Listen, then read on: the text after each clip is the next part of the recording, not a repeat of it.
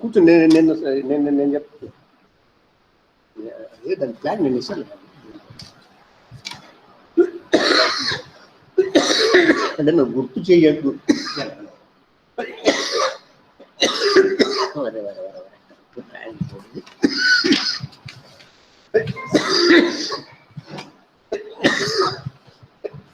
ఒక్క నిమిషం.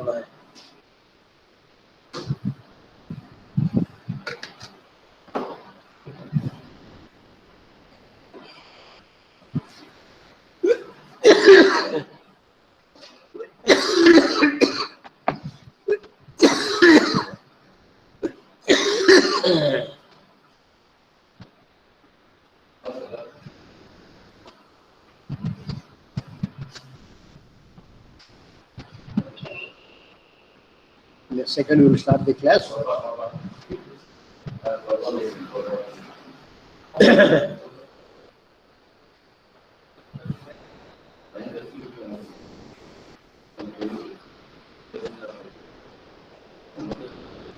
So, good morning, students. మనకు బాగా దగ్గరకు వచ్చింది ఎగ్జామ్ డేట్.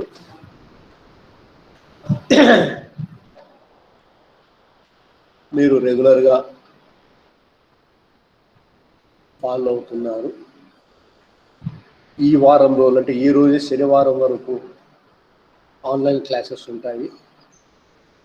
సో అన్ని సబ్జెక్ట్స్లో కూడా మీరు ఆన్లైన్ క్లాసులు టైం చూసి మర్చిపోకుండా అలారం పెట్టుకొని ఈ వీక్ అన్నీ జాయిన్ కాండి. ఎందుకంటే ఏదైనా ఇంతకుముందు హెచ్చు తగ్గులు ఉన్నా కూడా మీ అటెండెన్స్ పర్సంటేజ్లో అన్నీ ఒక కొలిక్కి వస్తాయి. ఇప్పుడు నెగ్లెక్ట్ చేసి ఈ వారంలో మనకు నెక్స్ట్ ఛాన్స్ ఉండదు. మీరు అన్ని అటెండ్ కావాలనుకున్నా కూడా ఏదో వాటికి అయిపోయింది. మొత్తం మీరు ఉన్నటువంటి అన్ని కూడా క్యాలిక్యులేట్ చేసి, అంటే మా దగ్గర లేదు, సెంట్రల్ లెవెల్లోనే స్టేట్ వ్యాప్తంగా వాళ్ళు గవర్నమెంట్ డిగ్రీ కాలేనప్పుడు పర్సంటేజ్ ఇస్తారు. కాబట్టి ఈ వీక్ మీరు బాగా అటెండ్ అవుతున్నారు, కావడం లేదు కాదు. ఇంకా ఏమన్నా ఇంతకుముందు ఏదైనా నెట్వర్క్ ప్రాబ్లము, ఇంకోటి హెల్త్ ప్రాబ్లమ్ అటెండ్ కావాలంటే ఈ వీక్ బాగా టెన్షన్గా అటెండ్ కావాలి. ఓకేనా? తర్వాత మనకు 2వ తేదీ నుంచి ఆగస్టు 2వ తేదీ నుండి ప్రీ ఫైనల్ ఉంటాయి. మొత్తం 6 పేపర్లు, 4 హిస్టరీ, ఒక ఎకనామిక్స్, ఒక పొలిటికల్ సైన్స్. పొలిటికల్ సైన్స్ కూడా రాపిస్తాము, నేను సెట్ చేపిస్తాను. ఇవి ఎగ్జామ్ మెయిన్ ఎగ్జామ్ మాదిరే ఉంటుంది. దాంతోపాటు మిడ్ సెమ్ కూడా మీరు రాయాల్సి ఉంటుంది. ఈరోజు హిస్టరీ అంటే ఉదయం 10 గంటలకు హిస్టరీ అనుకోండి, మీరు ఒకటేసారి, ఎందుకంటే మనం మిడ్ సెమ్ నేను ఈ వారంలో మీకు ఆన్లైన్ టెస్ట్ పెడతామట, అది నిలబడతాయి. దాంతోపాటు మాన్యువల్గా మీరు రాసి ఇవ్వాలి 25 మార్క్స్కు. కాబట్టి మీరు అందరూ తప్పనిసరిగా హాజరు కావాలి. మిడ్ సెమ్ ఉంటుంది, అంటే ఆ మార్కుల మీదనే మీకు రేపు రిజల్ట్ వచ్చేది. మీరు చూస్తుంటారు కొంతమంది మిడ్ సెమ్ ఎప్పుడు గ్యాప్ ఏర్పడి మీరు రాకుండా, పరీక్షలు రాయకుండా, మేము మార్క్స్ అయినప్పుడు మీరు తర్వాత సప్లిమెంటరీ పరీక్షలు కట్టుకొని రాసి అప్పుడు దాంట్లో మీకు 75, 65, 70 వచ్చినా ఈ మిడ్ సెమ్ మార్క్స్ లేకుంటే పాస్ కానట్లే. అప్పుడు ఇవ్వడానికి కూడా ఎవరు ఉండరు. ఏదో రూల్ ప్రకారం కండక్ట్ చేయకూడదు. చాలా ఇబ్బంది పడుతుంటారు స్టూడెంట్స్. మాకు బాధగానే ఉంటుంది. అంటే రెగ్యులర్గా ఉన్నటువంటి పనులు చేయకుండా మనకు ఎప్పుడన్నా వస్తే ఆ ఇబ్బందులు ఉంటాయమ్మా. So be careful. సో 2వ తేదీ నుంచి మీరు వీక్ మొత్తం ఆగస్ట్ 1st వీక్ అంతా క్లాసులకు కాలేజీకి వస్తారు. తర్వాత లీజర్ టైంలో మనము ఈ ఆన్లైన్లో చెప్పినటువంటి అంశాల మీద నిజంగానే స్పష్టత ఉండదు. అది ఎవరైనా కూడా మనం ఒప్పుకునే అంశమే. కాబట్టి ఆ వారంలో ఎగ్జామ్ 3 గంటలు రాస్తారు. తర్వాత 3 గంటల పాటు మనము ఈ సబ్జెక్ట్ వైజ్ అనాలిసిస్ చేసుకుందాం. రివిజన్ మాత్రం, టోటల్ రివిజన్ మాత్రం, ఇంపార్టెంట్ క్వశ్చన్స్ ఏమొస్తాయి. కాబట్టి that week is a very crucial. ఆ 20వ తేదీలో మనం 10 రోజుల పాటు మీకు ప్రిపరేటరీ హాలిడేస్ ఉంటాయి. మిమ్మల్ని మీ జోలికి రాము. కాకపోతే మేమైతే ఎప్పుడు మీతో టచ్లోనే ఉంటాము. మీరు ఎప్పుడైనా మాకు ఫోన్ చేయొచ్చు, లేదంటే మీరు వచ్చినా కూడా ప్రిపరేటరీ హాలిడేస్ అంటే ఏదో మీరు రాకూడదు, మాకు సంబంధం లేదని కాదు. Your always welcome. ఇక ఈనాటి క్లాస్లో మనము ఐక్యరాజ్య సమితి 5 యూనిట్లలో మనము ఇది ఈ 5వ యూనిట్ చిట్ట చివరి అంశము ఐక్యరాజ్య సమితి. సో మనం ఈ సెమిస్టర్లో ఏం చదువుకున్నాము? పారిశ్రామిక విప్లవంతో ప్రారంభమైంది, జర్మనీ ఏకీకరణ అని మన సిలబసే ఆధునిక ప్రపంచ చరిత్ర. దాంట్లో ఈ ఐరోపా ప్రధాన కేంద్రం భూమిక పోషింది కాబట్టి ఎక్కువగా ఐరోపానే మనం చదివాం. సో పారిశ్రామిక విప్లవము, జర్మనీ ఏకీకరణ, ఇటలీ ఏకీకరణ, రష్యా విప్లవము, మొదటి ప్రపంచ యుద్ధం, నానాజాతి సమితి, Hitler Nazi Germany, Mussolini fascist Italy, రెండో ప్రపంచ యుద్ధము, ఇప్పుడు ఐక్యరాజ్య సమితి. సో ఐక్యరాజ్య సమితి ఎందుకు ఏర్పడింది, ఏ పరిస్థితుల్లో ఏర్పడింది, దాని ప్రధాన ఆశయాలు ఏమి, దాని బాధ్యతలు ఏమి, దాని యొక్క వివిధ అంగాలు ఏవి, ఇవి మనము తెలుసుకుందాం.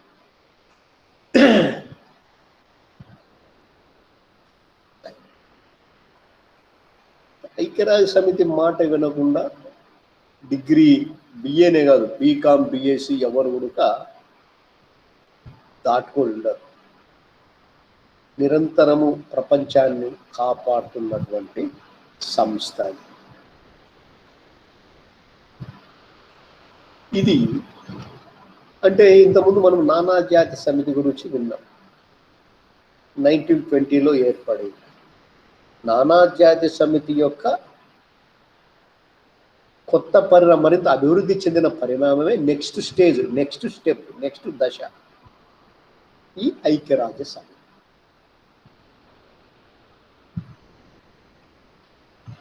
ఎందుకంటే మనం రెండో ప్రపంచ యుద్ధము మనం కూలంకషంగా చదివినాం. కారణాలు, గమనము, ఫలితాలు, ఒక వీడియో కూడా మీరు చూశారు రెండో ప్రపంచ యుద్ధం గురించి వీడియో కూడా. సో మళ్ళా భవిష్యత్తులో అటువంటి సమస్య రాకుండా ఉండాలంటే ఏం చేయాలి? ఎందుకంటే ప్రపంచ యుద్ధాల వల్ల జరిగే పరిణామాలు చూసి ప్రపంచంలోని ప్రజల యొక్క సాంఘిక, ఆర్థిక, వైజ్ఞానిక అవసరాలు గుర్తించి ఇదే జరిగితే అసలు మానవజాతి మనుగడే ఉండదు అన్నటువంటి భయంతో రెండవ ప్రపంచ యుద్ధం జరుగుతున్నప్పుడే కొన్ని దేశాలు అంటే like England, France, America, Russia అంటే ఇవన్నీ ఆలిడ్ పార్టీలు, మిత్రమండలి సభ్యులు యుద్ధంలో పాల్గొంటున్నాయి. ఒక పక్క, ఇంకొక పక్క పాల్గొంటుండగానే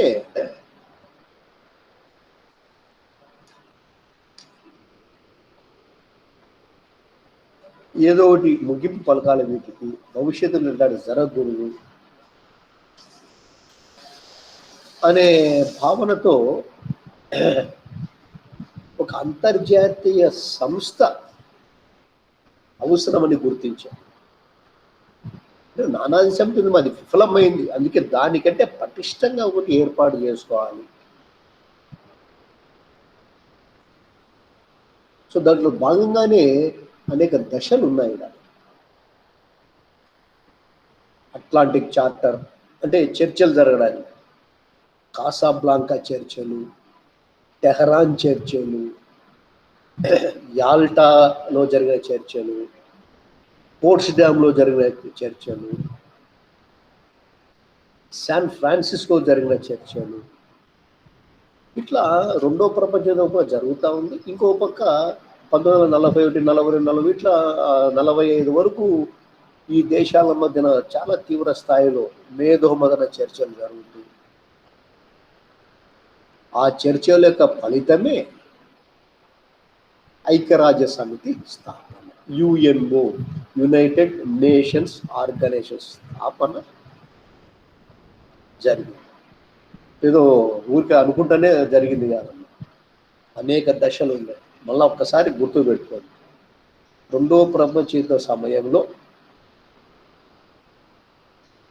ఫ్రాన్స్, ఇంగ్లాండ్, అమెరికా, రష్యాలు కూడబలుకొని భవిష్యత్తులో మళ్ళా ఇటువంటి పెను ప్రమాదం రాకుండా ఉండాలంటే ఒక అంతర్జాతీయ సంస్థ కావాలని గుర్తించాయి. సో అవి వరుస పెట్టి సమావేశాలు జరుపుకున్నాయి ప్రపంచవ్యాప్తంగా అనేక ప్రాంతాల్లో. అవి ఆ చర్చలు Atlantic Charter, Casablanca, Tehran, Yalta, Potsdam, శాన్ ఫ్రాన్సిస్కోలలో జరుపుకొని చివరికి యుఎన్ఓ స్థాపనకు దారితీశారు. సో దీనికి ప్రధానమైన ముఖ్య భూమిక అంటే త్రిమూర్తులు లాంటి వారు ఉన్నారు. ఒకటి ఇంగ్లాండ్ ప్రధానమంత్రి Churchill, America president Roosevelt, USSR president Stalin. గుర్తుపెట్టుకోండి, చర్చిల్, రూజ్వెల్ట్, స్టాలిన్. ఈ త్రయం ఆధ్వర్యంలో ఇది జరిగింది. ఆ చర్చల నేపథ్యంలో, ఆ చర్చల ఫలితంగానే చివరికి 1945 అక్టోబర్ 24న తొలుత 29 రాజ్యాలు సమితి చార్టర్ను అంటే యుఎన్ఓ చార్టర్ను ఆమోదించి మెంబర్షిప్ను అంటే సభ్యత్వాన్ని స్వీకరించారు. తొలుత ప్రారంభమైంది 29 రాజ్యాలు.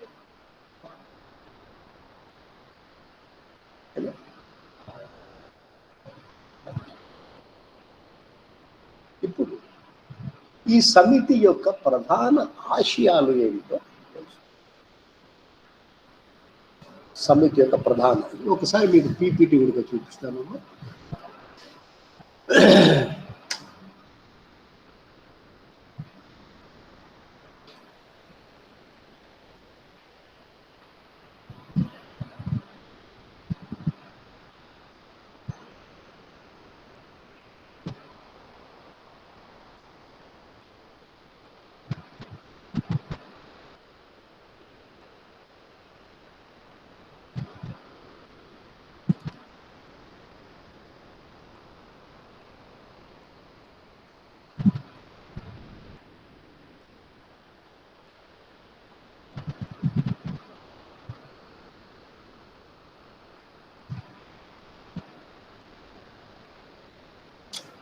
ఇక్కడ మనం అంగాలు అంటే ఆర్గన్స్ ఆఫ్ యుఎన్ఓ. సో ఈ ఐక్యరాజ్య సమితి అంగాలు ఏ ఆశయాలతో రూపొందించడం జరిగింది?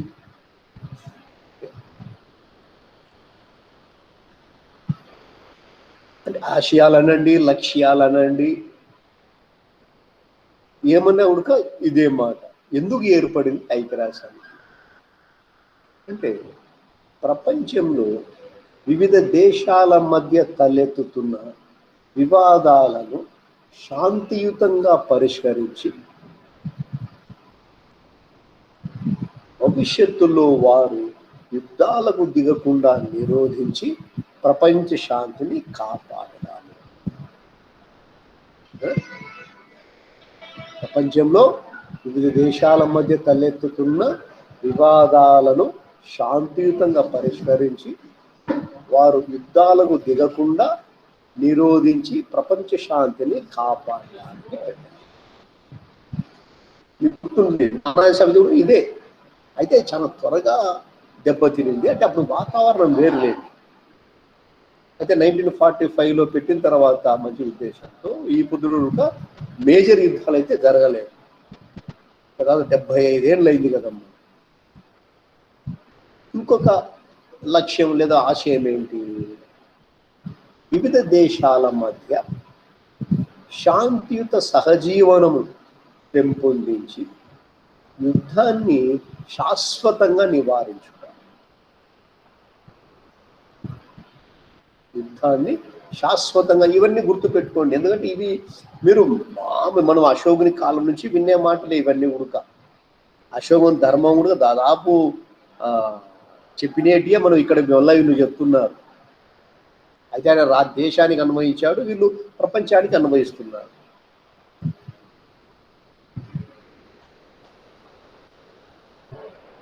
తర్వాత అంటే ఒకవేళ ఎవరినైనా దూకుడుగా పోయి శాంతిని భంగపరిచి ఇతర రాజ్యాలపై ఏదైనా దండయాత్రలు చేస్తే అటువంటి దండయాత్రల నుంచి యుఎన్ఓ తన మెంబర్ కంట్రీస్లో తన సభ్య రాజ్యాలను రక్షించుకుంటుంది.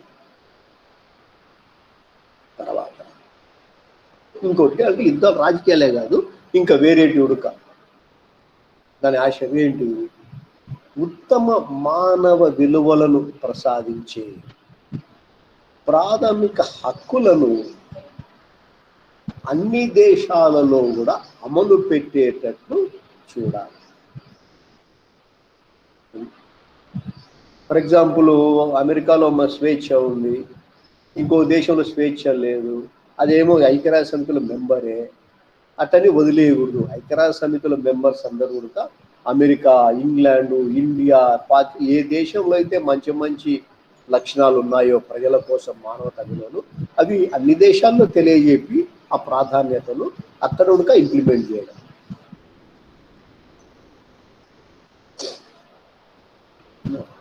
అంటే స్త్రీ పురుష సమానత్వము, జాతి భేదము లేకుండా అందరూ సమానంగా ఉండాలి, ఆకలి లేకుండా ఉండాలి, ఇట్లాంటివి.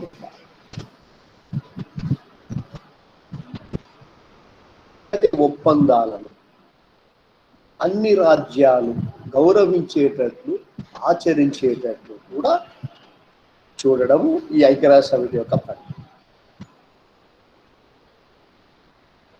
ఒప్పందం వచ్చింది, ఒప్పుకున్నాం, ఇంటికి పోయినా యాన్నో అట్ట మీద పెట్టేసి అటక మీద పెట్టేసి పక్కన పెట్టడం కాదు. అన్ని రాజ్యాలు దాన్ని ఆచరణలో పెట్టాలి, దాన్ని గౌరవించాలి. తర్వాత స్వేచ్ఛ,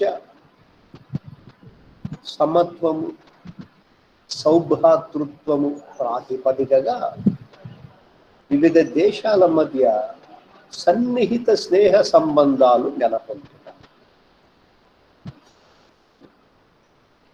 ఫ్రీడమ్, ఈక్వాలిటీ, బ్రదర్హుడ్, సౌభ్రాతృత్వం, దాని మీద. అంతేగాని నా దగ్గర తుపాకీ ఉంది, నా దగ్గర ఆయుధాలు ఉన్నాయి, డబ్బులు ఉన్నాయి అని నిన్ను వేరే దేశాన్ని తగ్గించి ఉండడం కాదు.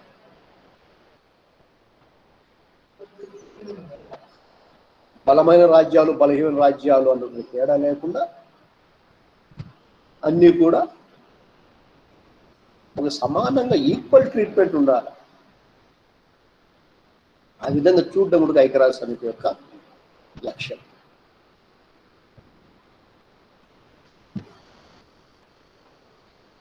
తర్వాత ప్రపంచంలో ఆర్థిక, సాంఘిక, రాజకీయ రంగాల్లో తలెత్తుతున్న ఎక్కువ సమస్యలను పరిష్కరించడంలో అన్ని దేశాల సహాయ సహకారాలను సమీకరించడం. మొత్తం మీదమ్మ ఐక్యరాజ్య సమితి ఎందుకు ఏర్పడిందంటే మొత్తం ప్రపంచంలోని మనుషులందరూ, విశ్వమానవ కోటి సర్వతోముఖాభివృద్ధికి కృషి చేసి అన్ని రంగాల అభివృద్ధి, సాంఘిక, ఆర్థిక, సాంస్కృతిక, మానసిక, శారీరక అభివృద్ధి కృషి చేసి ఆ ప్రజల జీవితాలను సుఖ సంతోషాలు చేయడమే ఐక్యరాజ్య సమితి యొక్క ఆశయం. All round development, all round satisfaction of all the people in the universe. చాలా గొప్ప ఆశ, ఉన్నత ఆశ. సో ఇవన్నీ కూడా ఈ ఆశయాలు సిద్ధించాలంటే ఐక్యరాజ్య సమితి ఒక నియమావళిని కూడా రూపొందించుకుంది. Guidelines, self declared guidelines. అది ఎవరు చెప్పాల్సిన పనిలే. మనం కూడా క్లాసులో ఉండాలంటే ఒక అన్రిటన్ రాజ్యాంగం ఉంటుంది కదా క్లాసులో. టీచర్ స్టూడెంట్ రిలేషన్షిప్, స్టూడెంట్స్ అందరూ బాగా చక్కగా డిసిప్లిన్డ్గా ఉండాలి, పాఠం చెప్పేటప్పుడు వినాలి, సందేహాలు వచ్చి ప్రశ్నించాలి, నివృత్తి చేసుకోవాలి. సో టీచర్ కూడా అదేవిధంగా స్టూడెంట్స్ పట్ల బాధ్యతగా ఉండాలి, అభిమానంగా ఉండాలి. కేవలం వారికి చదువు చెప్పడమే కావాలి, వాళ్ళ స్ఫూర్తి నింపాలి. ఇవన్నీ అక్కడ రూల్స్ ఉండవు కదమ్మా. అంటే ఐక్యరాజ్య సమితి ఉడక అంటే ఎక్కడ వాళ్ళంతా వాళ్ళే కొన్ని ఇప్పుడు ఏది కూడా మనం పెట్టుకునేది కదా క్లాసులు. నేను టీచర్ పాఠం చెప్తాను, మీరు బెంచ్ మీద కాళ్ళు పెట్టుకొని కూర్చోరు కదా. అదే టీచరు ఆడ కూర్చొని క్లాసుల్లో కూర్చొని వెకిలి వేషాలు వేయకూడదు కదా, జోకులు వేయకూడదు కదా. ఏమంటే మనం ఒక నియమావళి, ఒక కోడ్ ఆఫ్ కాండక్ట్ మనం రూపొందించుకున్నాం. సో ఈ ఐక్యరాజ్య సమితి కూడా ఇంతవరకు మనం చెప్పినటువంటి ఆశయాలన్నీ కూడా ప్రాక్టీస్లోకి రావాలంటే ఇవి ఇట్లా ఉండాలా అని వాళ్ళు కొంత ఒక రూల్స్ అండ్ రెగ్యులేషన్స్ ఫ్రేమ్ చేయాలి. అదేమంటే ఐక్యరాజ్య సమితిలో అన్ని దేశాలు సమానం, all member countries are equal. Right. ఏ సమస్య అయినా కూడా అది పెద్ద రాజ్యం కావచ్చు, చిన్న రాజ్యం కావచ్చు, శాంతియుతంగా పరిష్కరించుకోవాలి. అమెరికా సైన్యం ఉంది దూకుడుగా చేయడం, లేదు చిన్న ఇథియోపియా దాని మీద ఎవరైనా దౌర్జన్యం చేయడం, అట్లా అందరూ సమానమే.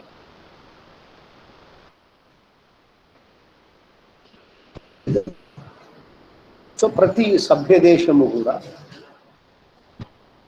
ఐక్యరాజ్య సమితి యొక్క తీర్మానాలను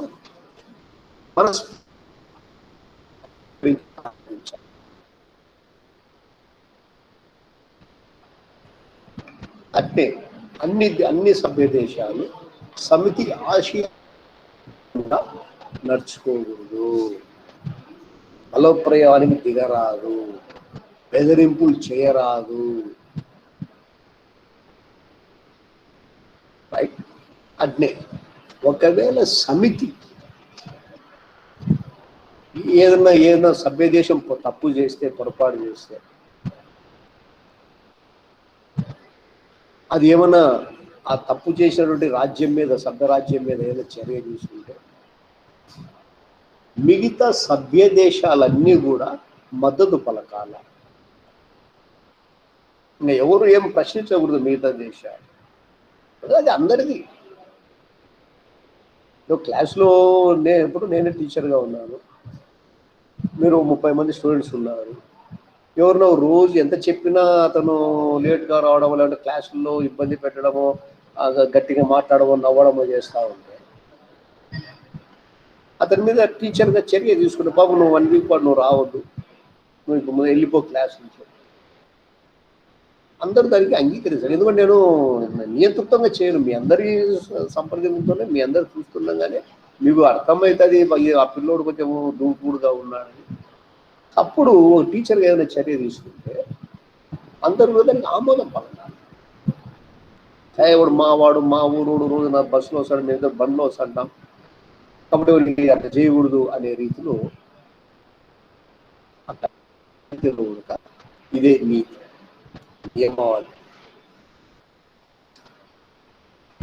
ఏ సభ్య దేశం ఏదైనా తప్పు చేస్తే ఐక్యరాజ్య సమితి చర్య తీసుకుంటే ఆ చర్యను అందరూ మద్దతు పడతారు.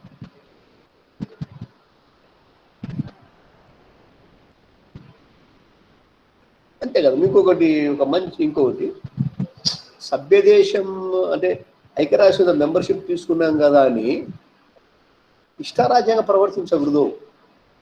అంటే ఐక్యరాజ్య సమితి ఆ దేశం ఆంతరిక విషయాలు జోక్యం చేసుకోకూడదు. ఇతర దేశాల విషయాల్లో దూకుడుంటే కట్టడి చేయాలి కానీ for India is member of UNO. అంత మాత్రాన ఇండియాలో ఎవరు ప్రధానమంత్రి ఉండాలా, ఏ పొలిటికల్ పార్టీ వల్ల ఎవరికి ఓటు వేయాలా, ఏం చట్టాలు చేయాలనేది ఐక్యరాజ్య సమితికి సంబంధం లేదు. సో ఈ నియమావళిలో అది కూడా భాగం. సభ్య రాజ్య అంటే ఐక్యరాజ్య సమితిలో సభ్యత్వం ఉన్నటువంటి దేశాల యొక్క ఆంతరంగిక వ్యవహారాల్లో సమితి జోక్యం చేసుకోరాదు.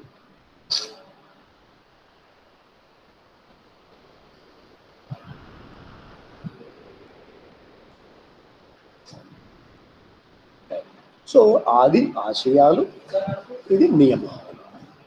ఇప్పుడు ఈ అంగాలు, ఎందుకంటే ఇవన్నీ ఆశయాలు ఆచరణలో పెట్టాలంటే దానికి ఒక ఆర్గనైజేషన్ కావాలి కదమ్మా. ఇప్పుడు కళాశాల నడవాలంటే మీరు క్లాసులకు వచ్చిన పాఠం చెప్తానే అయిపోదు కదా. దానికి ఒక కళాశాల బిల్డింగ్ ఉండాలి, దానికి ఒక కరెంట్ ఉండాలి, కట్టే మనిషి ఉండాలి, ఆఫీస్ ఉండాలి, స్కాలర్షిప్లు చేయడానికి ఒక మనిషి ఉండాలి, దీన్ని పర్యవేక్షించడానికి ఒక ప్రిన్సిపాల్ అనే మనిషి ఉండాలి, టైం టేబుల్ వేసుకోవాలి, ఒక లైబ్రరీ ఉండాలి, ఒక జిమ్ ఉండాలి. ఇవన్నీ అంటే వీళ్ళకు మళ్ళీ జీతభత్యాలు, పిల్లలకు స్కాలర్షిప్లు, పరీక్షలు పెడితే దిద్దడాలు, ఒక వ్యవస్థ కదా. సో ఐక్యరాజ్య సమితి ఇంత గొప్ప ఆలోచనలు పెట్టుకున్న తర్వాత ఇంత ఆశ దానికి ఒక ఆచరణలో పెట్టడానికి దానికి ఒక స్ట్రక్చర్ కావాలి, కొన్ని ఆఫీసులు కావాలి, కొన్ని అంగాలు కావాలి. ఆ అంగాలే ఆర్గన్సే ఇప్పుడు ఇది. అంటే మీకు పీపీటీలో కనిపించిన ప్రధానమైనవి మిగతా చాలా. ఇవేంటి అంటే దెర్ ఆర్ 6 ఇంపార్టెంట్ ఆర్గన్స్, 6 ప్రధాన అంగాలు ఉన్నాయి. ఒకటి జనరల్ అసెంబ్లీ అంటే సర్వప్రతినిధి సభ, ఇంకొకటి భద్రతా మండలి లేదా భద్రతా సమితి అనొచ్చు, అంటే సెక్యూరిటీ కౌన్సిల్, ఇంకొకటి ఆర్థిక సాంఘిక మండలి అంటే economic and social council,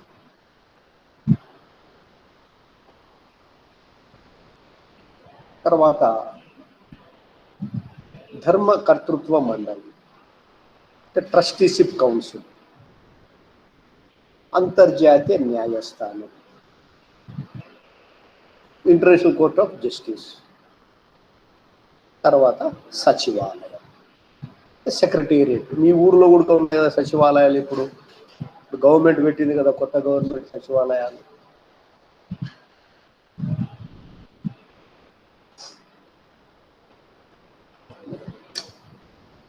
so వీటి గురించి మనం ఇప్పుడు కూలంకషంగా చదువు.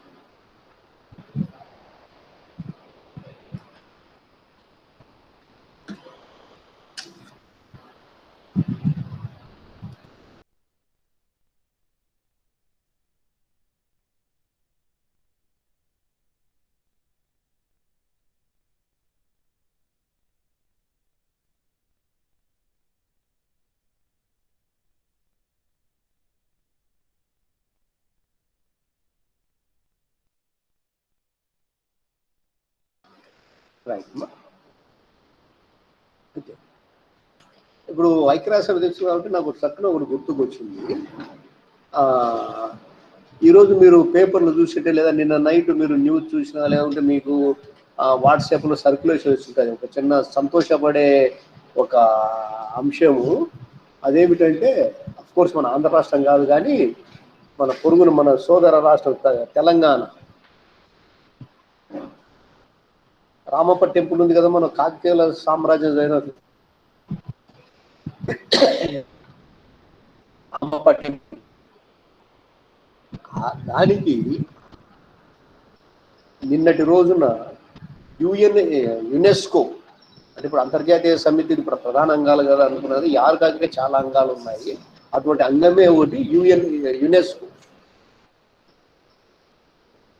ఆ యునెస్కో వాళ్ళు మన 2 తెలుగు రాష్ట్రాల్లో ఉన్నటువంటి చాలా అంటే నామినేట్ అవుతుంది ఈ రామప్ప టెంపుల్ను ప్రపంచ వారసత్వ హోదా ఇచ్చింది. నిన్నటి రోజున. ఈరోజు అన్ని పేపర్లు అది పడింది. ప్రపంచ వారసత్వ హోదా. మన టూరిజం పేపర్ ఉంది. అప్పుడు చెప్పుకున్నాం ఐక్యరాజ్య సమితి కూడా కొన్ని ప్రాంతాలకు ఆ హోదా ఇస్తారు, ఆ status world heritage status. So అది అట్లిస్తే ప్రపంచవ్యాప్తంగా చాలా మంది ఆ ప్రాంతం చూడాలని ఆసక్తి కలుగుతాయి. ఇప్పుడు రామప్ప టెంపుల్ ఆ లిస్టులో చేరిందండి. ఇండియాలో ఇంతవరకు 38 ప్రాంతాలకు ఐక్యరాజ్య సమితి ఆధ్వర్యంలోని యునెస్కో ఆ హోదా ఇచ్చింది. ఇది కొత్తగా లేటెస్ట్గా వరంగల్, అంటే పాత వరంగల్ జిల్లా, మరి ఇప్పుడు ఏ జిల్లాకి కిందికి వచ్చేదో నాకు ఐడియా లేదు, వరంగల్ జిల్లా రామప్ప దేవాలయము దీనికి ఆ హోదా వచ్చింది. ఇప్పుడు ఇంతవరకు ఈ ఆంధ్ర రాష్ట్రం, తెలంగాణ రాష్ట్రం రెండింటిలో కలిపి కూడా ఈ హోదా తెచ్చుకున్నది ఒకే ఒక ప్రాంతము ఈ రామప్ప గుడి. So let us be happy. మీరు ఆ పేపర్ వచ్చినప్పుడు టూరిజంలో ఈ పాయింట్ అప్డేట్ చేసుకోండి, నేను ఒకటే చెప్తాను. ఇంకొకటి, ఒక చిన్న ఇంట్రెస్టింగ్ అంశాలు, ఒకటి వెరీ ప్రౌడ్ మూమెంట్ ఆల్సో. ఇప్పుడు ఒలింపిక్స్ గేమ్స్ ఎక్కడ జరుగుతున్నాయి? ఒలింపిక్స్ గేమ్స్ ఎక్కడ జరుగుతున్నాయమ్మా?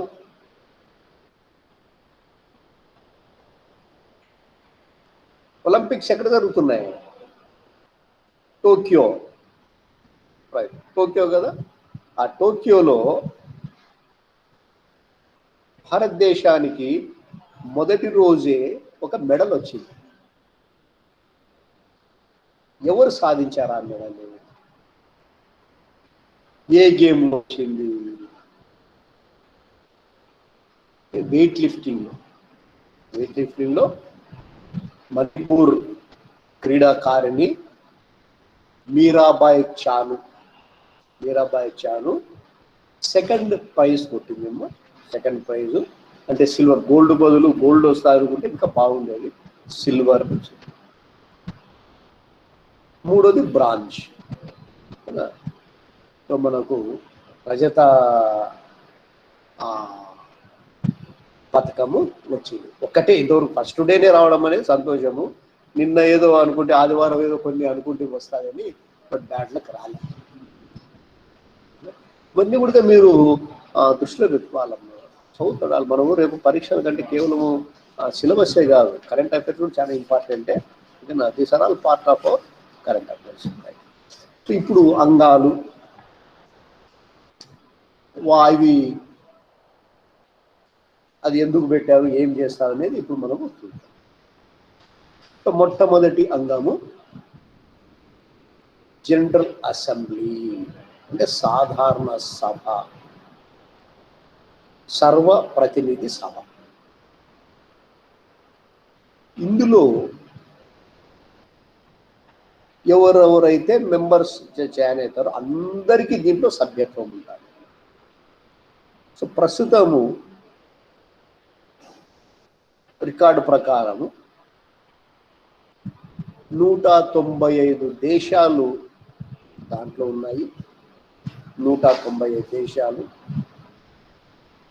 ఈ 195 దేశాలు కూడా ఈ సర్వప్రతినిధి సభలో సభ్యత్వం ఉంది. అందుకే దాని పేరే జనరల్ అసెంబ్లీ. మనం ఎమ్మెల్యేలు ఉంటారు కదా,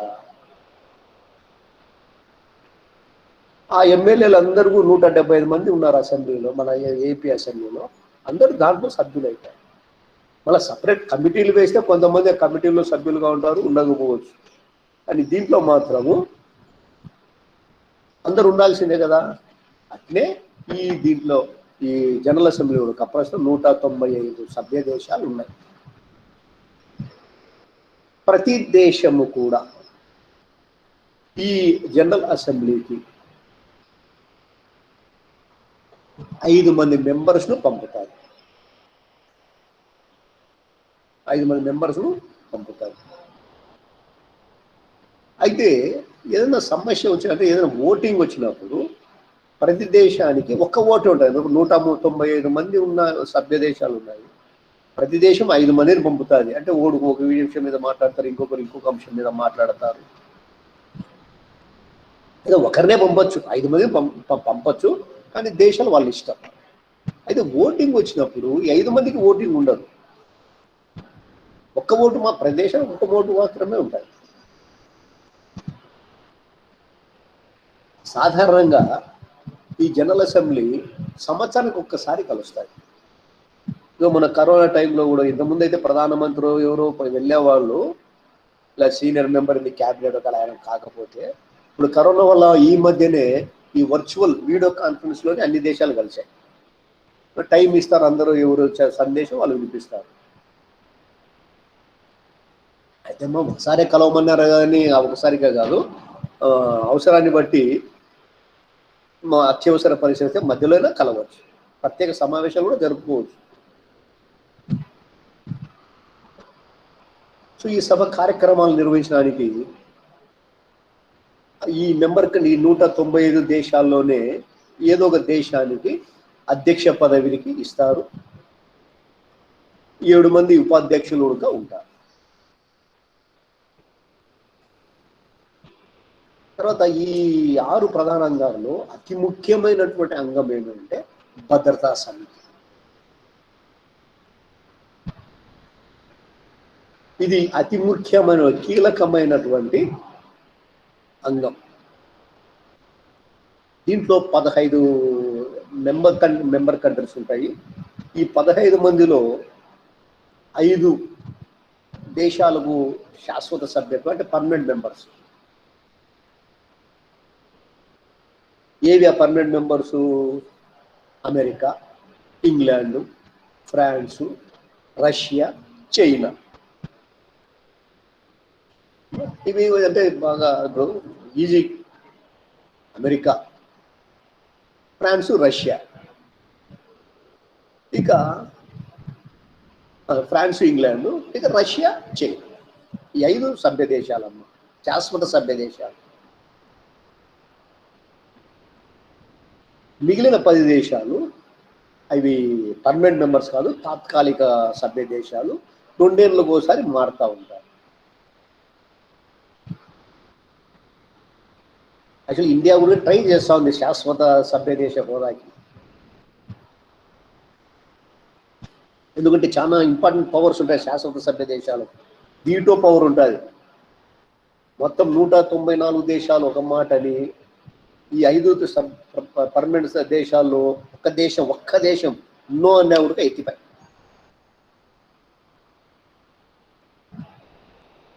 అంత పవర్ ఉంటుంది ఈ ఐక్యరాజ్య సమితి, ఈ భద్రతా సమితిలోని ఈ 5 దేశాల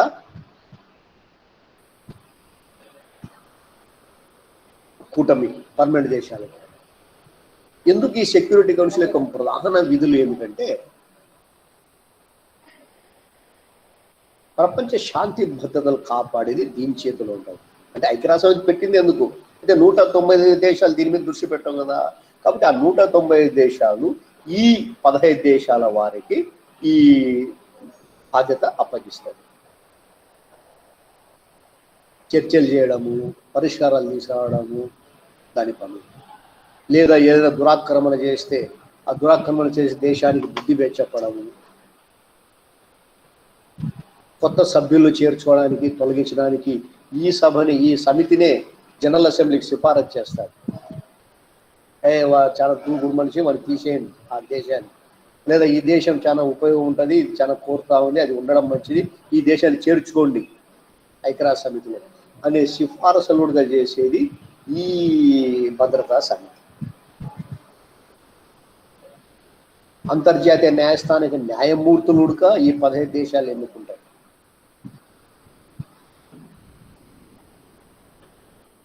అయితే అంతా బాగానే ఉంది, కానీ ఇది ఒక్కటే లోపం, వీటో పవర్. అంటే ఈ 15 దేశాలలో 5 దేశాలు పర్మనెంట్ మెంబర్స్ అనుకున్నాం కదా, ఈ 5 పర్మనెంట్ దేశాల్లో వారికి వీటో అధికారం ఉంటుంది. అంటే మెజారిటీ మొత్తం, ఫర్ ఎగ్జాంపుల్ దీంట్లో 15 మంది కదా, 14 మంది సభ్యులు ఒక తీర్మానాన్ని ఆమోదిస్తే చాలా బాగుంది అని 10 non permanent members, 4 permanent members, 14 మంది ఇది ఓకే చెప్పిన 5వ పర్మనెంట్ మెంబరు ఇది బాగలేదు అని ఆ తీర్మానాన్ని తిరస్కరించి, దీనినే వీటో అధికారం అంటారు.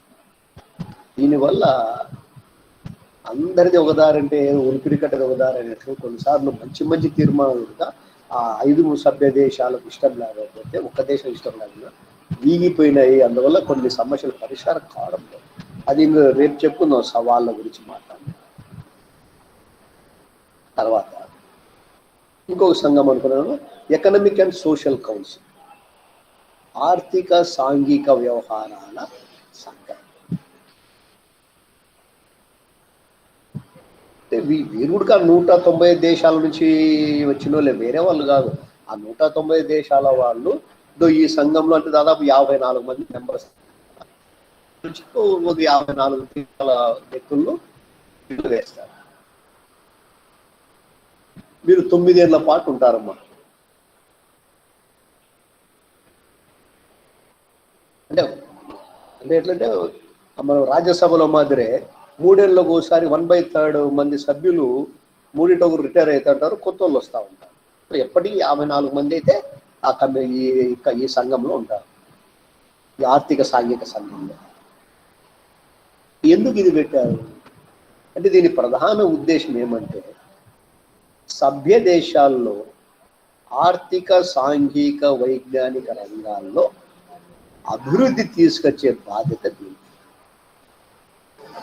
పేద దేశాలు ఉంటాయి, అన్సైంటిఫిక్ దేశాలు ఉంటాయి, ఇబ్బందులు ఉన్నటువంటి దేశాలు ఉంటాయి. సో అటువంటి దేశాల్లో ఆర్థికంగా సాంఘికంగా సైంటిఫికల్గా చేసే డెవలప్మెంట్ అన్నీ కూడా ఈ సంఘం చూసుకుంటుంది.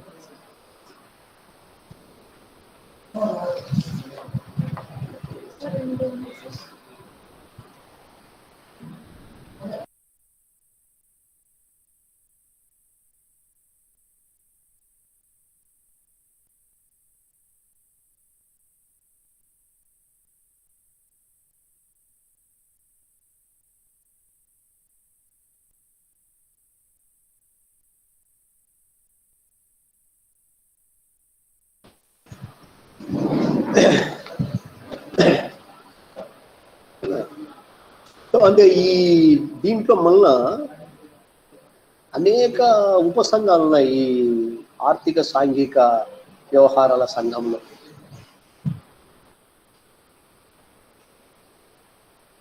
ఏంటి ఉదాహరణ, ILO International Labour Organization, FAO Food and Agriculture Organization, WHO World Health Organization, UNESCO ఇద్దరు చెప్పుకున్నాం కదా, UNESCO అంటే United Nations Educational Scientific and Cultural Organization, UNESCO అంటే అంతర్జాతీయ విద్యా వైజ్ఞానిక సాంస్కృతిక సంఘం. United Nations Educational Scientific and Cultural Organization, UNESCO అంతర్జాతీయ విద్యా వైజ్ఞానిక సాంస్కృతిక సంఘం. మన వారసత్వ హోదా ఇచ్చినారని చెప్పినానే ఈ సంఘమే. అంటే ఈ సంఘం దేంట్లో ఉపాంగము, ఈ ఎకనామిక్ అండ్ సోషల్ కౌన్సిల్.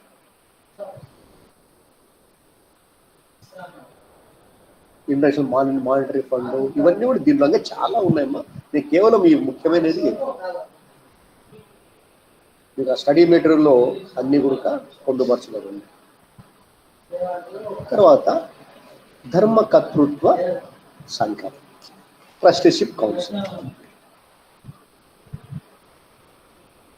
పరిపాలన రంగాల్లో వెనుకబడిన దేశాల రక్షణ భారమును పరిపాలనను ఈ సంఘం నిర్వహిస్తాయి.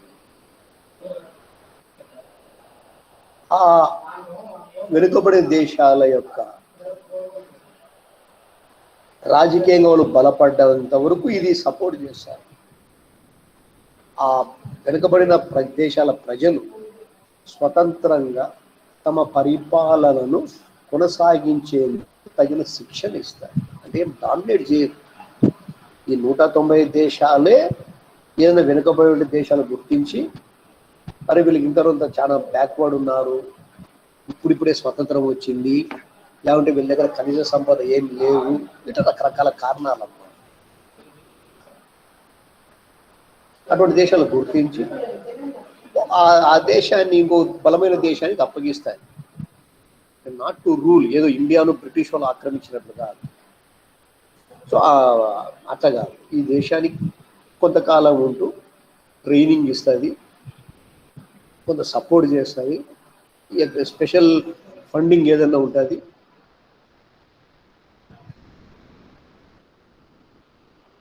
అట్లా అది కొంత డెవలప్ అయినాక దేశానికి స్వతంత్రంగా మీరంతా మీరు పర్వాలేదు ఇనిక్కిపోతారు.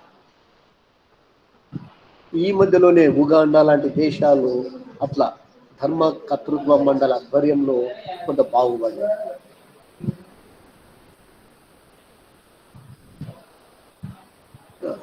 అయితే ఇది ఎక్కువగా ఇది ఆచరణలో లేదు, తక్కువే, అంటే చాలా తక్కువ సార్లు ఈ అధికారాన్ని వాడుకుంటుంది ఐక్యరాజ్య సమితి. ఎందుకంటే చాలా దేశాలు ఫీల్ అవుతాయి కదా నేను దేంట్లో తక్కువ అని, ఒక భయం కూడా అగ్రరాజ్యం ఏమన్నా మనం మింగేస్తాయని. అంత కరెక్ట్గా ఎవరున్నారు?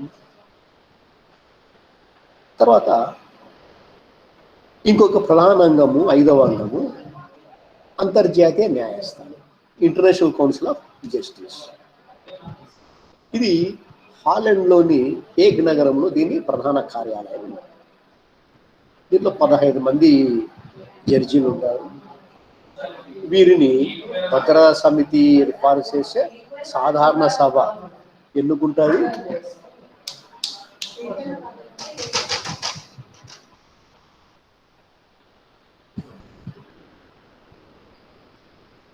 ఎన్నుకుంటుంది.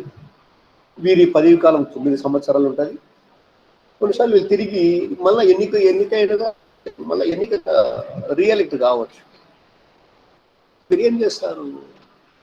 సభ్య రాజ్యాల మధ్య వచ్చినటువంటి వివాదాలను, అంటే మన కోర్టుకు పోతే ఎట్లుంటుంది అట్లా. ఇప్పుడు మనం వేసాం పాకిస్తాన్ కాశ్మీర్ ఆక్రమించేది అని, జరుగుతూ ఉంది. మన కోర్టులో పోతే 2 పార్టీలు అదే ఇక్కడ నష్టపరిహారం విధిస్తాయి, తీర్పులు ఇస్తాయి, ఒప్పందాలు చేస్తాయి. ఇంకొక అంగము సచివాలయం, అంటే ఇది ఐక్యరాజ్య సమితి యొక్క ప్రధాన ఆఫీస్. ఇది న్యూయార్క్లో ఉంది, అమెరికాలో న్యూయార్క్లో ఉంది. దీని ప్రధాన కార్యదర్శి జనరల్ సెక్రటరీ అంటారు, లేదా సెక్రటరీ జనరల్. గుటెరస్ మళ్ళా తిరిగి ఎన్నుకోబడుతున్నాడు ఆయన ప్రస్తుతం. ఇతనిని, అంటే ఈ సెక్రటరీ జనరల్ను ఎవరు నియమిస్తారంటే భద్రతా సమితి రికమెండేషన్తో సాధారణ సభ రికమెండ్ చేశారు. వీరి పదవీ కాలము 5 సంవత్సరాలు. ఈ వ్యవహారాలన్నీ కూడా నడిపేది ఇతని ఆధ్వర్యంలోని ఉద్యోగస్తులు. దాదాపు 2000 మంది ఉద్యోగస్తులు ఉన్నారు ఈ సచివాలయంలో. ఇది మొత్తం సమితి నిర్ణయాలన్నీ కూడా ఇది చేపడతాయి. సో ఇలా ఈ ఆశయాలతో, ఆ నియమాలతో, ఈ అంగాలతో ఐక్యరాజ్య సమితి పని చేస్తూ ఉంది. ఇది కూడా మీకు examination point of view very very very important. మళ్ళీ నాకు నెక్స్ట్ క్లాస్ ఉంది, మీకు 2 గంటలకు మళ్ళీ ఒక క్లాస్ ఉంది. వెంటనే టకటక మీరు జాయిన్ అయిపోండి. Thank you. Any questions?